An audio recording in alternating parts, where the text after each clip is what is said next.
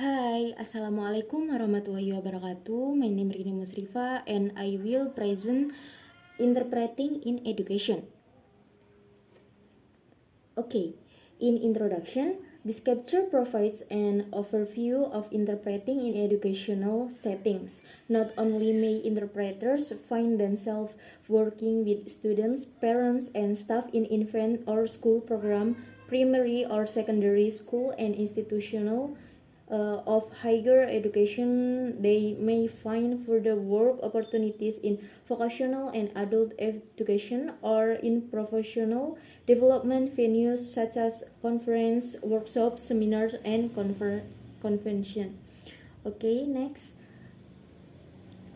Where educational interpreters work. Interpreters work in a wide array of educational settings. They work in primary, secondary, and post-secondary school to interpret between student, staff, faculty, administrators, parents, or guardians, and or other stakeholders. And then for spoken language interpreters, the most common form of interpreting in these venues is between parents, who do not speak the language of the school and teacher or other staff.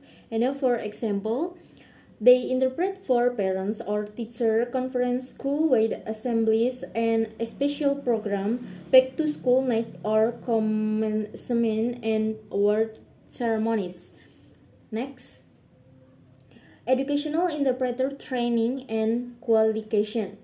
Unfortunately, as a result of legislation, supply and demand, and public perception, interpreters working in public school in the U.S. have historically been underqualified and underprepared. And then, in effect, many people here to interpret in school have not yet mastered their working language. Next.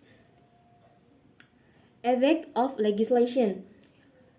The effect of legislation, there are 1, 2, 3, 4 segments. The first segment is grammatical skill, use of prosody or intonation, grammar, and space. And then in number second is sign to voice interpreting skill, ability to understand and convey child or teen sign language. And then in the third is vocabulary, ability to use a wide range of vocabulary, accurate use of finger spelling and numbers. And then in the last is overall abilities to represent a sense of the entire message, use appropriate structure, and represent who is speaking. And the next, skill and training.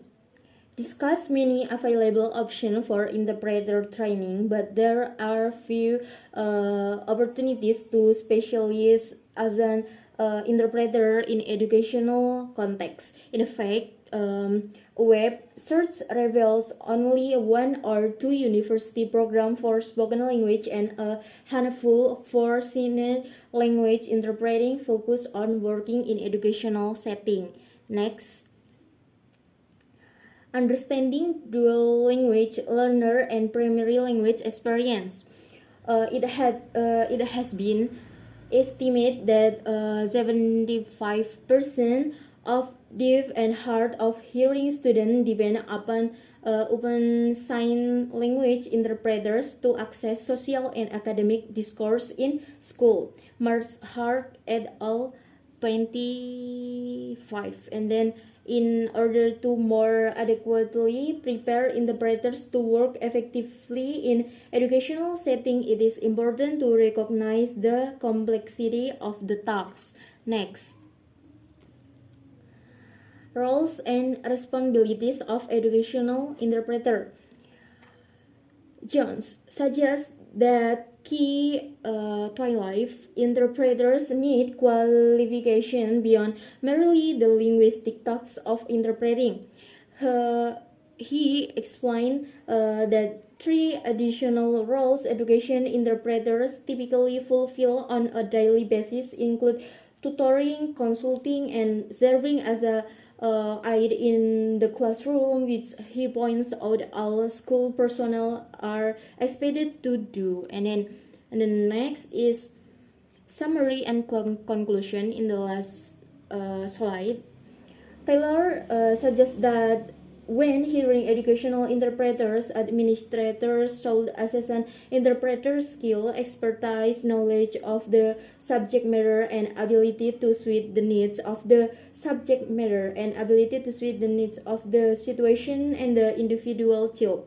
Interpreters must be competent to provide interpretation for the specific teacher and student for whom they are being here. Okay. And the next is the practice the interpreting in education. And as a student, I'm Ricky as a parent. and I'm Adi as a parent. I'm Abian as interpreter for parents. I'm Wildan as the interpreter for teacher.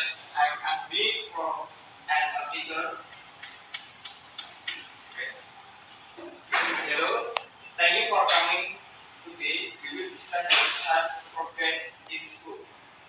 Halo, terima kasih sudah datang. Hari ini kita akan membahas kemajuan anak Anda di sekolah.